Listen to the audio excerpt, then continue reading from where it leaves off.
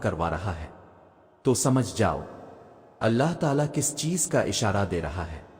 سنو، جب منزل تک پہنچنے کی تمام راہیں بند نظر آئیں تب بھی یاد رکھنا کہ ایک راہ ایسی ہے جو اب بھی تمہارے لیے کھلی ہے۔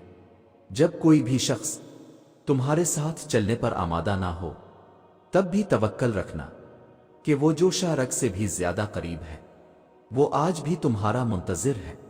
تمہارا صدیوں کا کام، اس کے ہاں ایک لمحے کا قصہ ہے، تمہاری عمر بھر کی ریاضتیں اس کے لیے ایک کن کی بات ہے۔ جہاں اتنا صبر کیا ہے وہاں تھوڑا سا صبر اور سہی، جہاں اتنی کوشش کی ہے وہاں تھوڑی سی کوشش اور سہی۔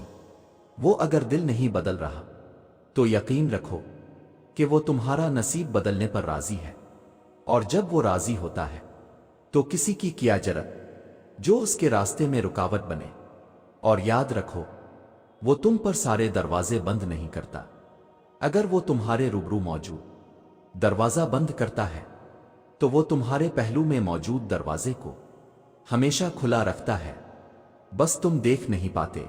جہاں تمہارے سوچے ہوئے تمام ذریعے ناکام ہو جاتے ہیں وہاں پھر اللہ کے منتخب کردہ ذریعے تمہارے لیے معجزہ بنتے ہیں۔ جب زندگی تمہیں بے ترتیب کر کے رکھ دیتی ہے تب اللہ خود تمہیں دعاؤں کو ترتیب دینے کا ہنر سکھا دیتا ہے۔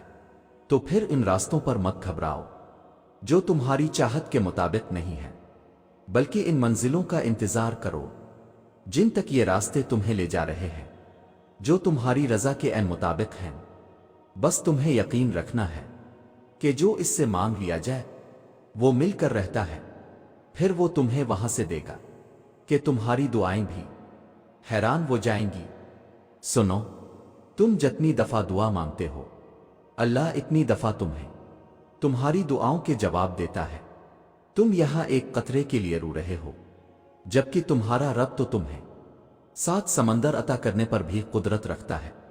تمہارا کام بس دعا کرنا ہے، عطا کی تدبیریں وہ خود بناتا ہے۔ انسان یقین رکھے تو کیا کچھ نہیں ہو سکتا۔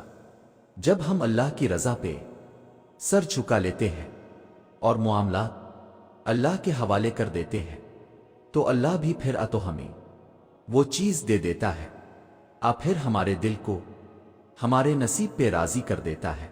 جب ہم زخم اس کے ہاتھ میں تھما دیتے ہیں تب وہ مرہم کا وسیلہ بھی بھیج دیتا ہے۔ جب ہم صبر کر لیتے ہیں تب وہ ہمیں اس صبر کا صلہ معجزوں کی صورت میں دیتا ہے۔ اللہ تمہیں یہاں تک اس لیے نہیں لایا تاکہ تم مایوس ہو کر ہمت ہار جاؤ۔ تمہیں کیا لگتا ہے کہ تم آج جہاں ہو وہاں بے وجہ ہو؟ تم خود یہاں تک نہیں پہنچے ہو بلکہ تمہیں یہاں تک لایا گیا ہے۔ تم نے بے شمار تکلیفیں آج اس مقام تک پہنچنے کے لیے ہی برداشت کی ہیں۔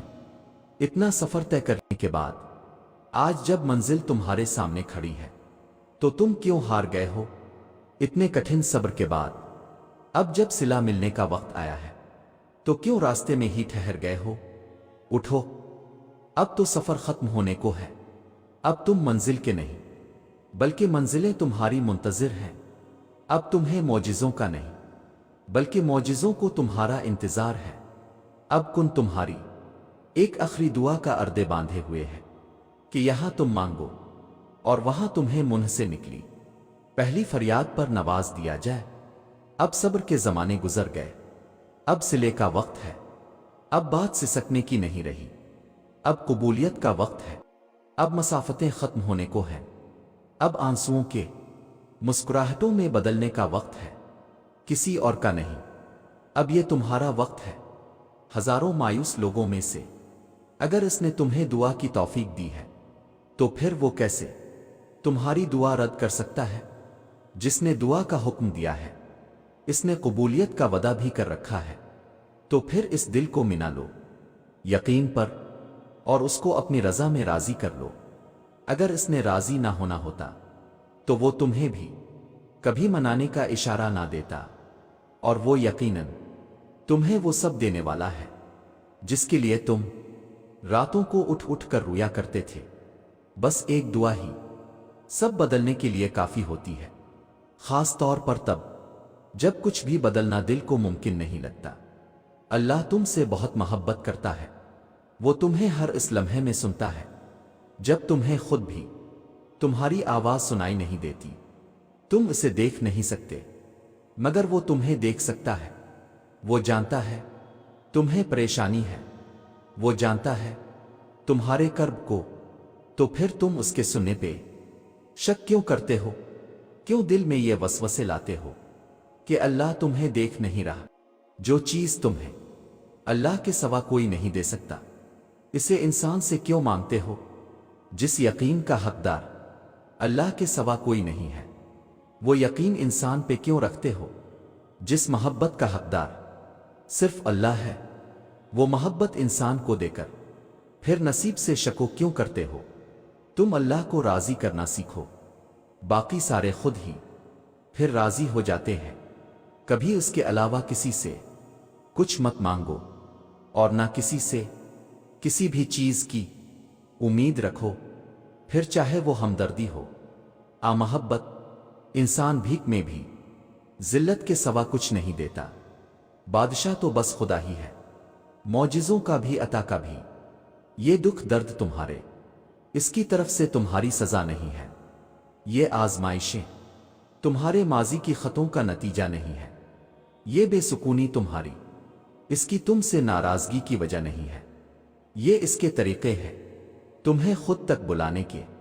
یہ بے چینی بے وجہ نہیں ہے، وہ اپنے محبوب بندوں کو سزائیں نہیں دیا کرتا، وہ جن سے محبت کرتا ہے انہیں تکلیف میں نہیں چھوڑا کرتا۔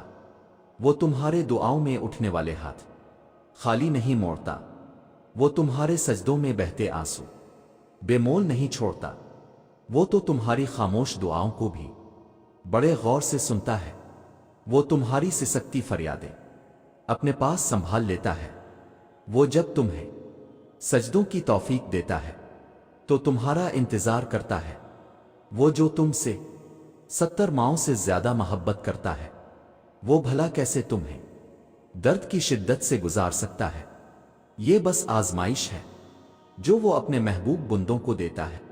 اس کٹھن وقت میں تمہارا صبر تمہیں اپنے رب سے ملا دیتا ہے۔ جب صلے کا وقت آتا ہے تو وہ اپنی رحمت کے سارے دروازے کھول دیتا ہے۔ جب کن فرمایا جاتا ہے تو آسمانوں کے فیصلے تمہاری رضا کے مطابق لکھ دیتا ہے، پھر وہ بھی حاصل ہو جاتا ہے جو کبھی لا حاصل رہا ہو۔ پھر وہ نوازتا ایسا ہے کہ ہر ناممکن ممکن کا روپ ڈھال لیتا ہے۔ اگر اللہ آپ کو انتظار کروا رہا ہے تو اس کا یہ مطلب نہیں کہ وہ آپ کو سزا دے رہا ہے، بلکہ وہ آپ سے کچھ دیر تک رابطے میں رہنا چاہتا ہے۔ وہ چاہتا ہے کہ آپ مزید دعائیں کریں، وہ چاہتا ہے کہ آپ اس سے بات کریں، وہ آپ کی آواز بار بار سننا چاہتا ہے، اس لیے وہ آپ کو وہ چیز نہیں دے رہا ہے، اور اسی وجہ سے وہ اس چیز کا خیال آپ کے دل و دماغ سے نہیں نکال رہا ہے۔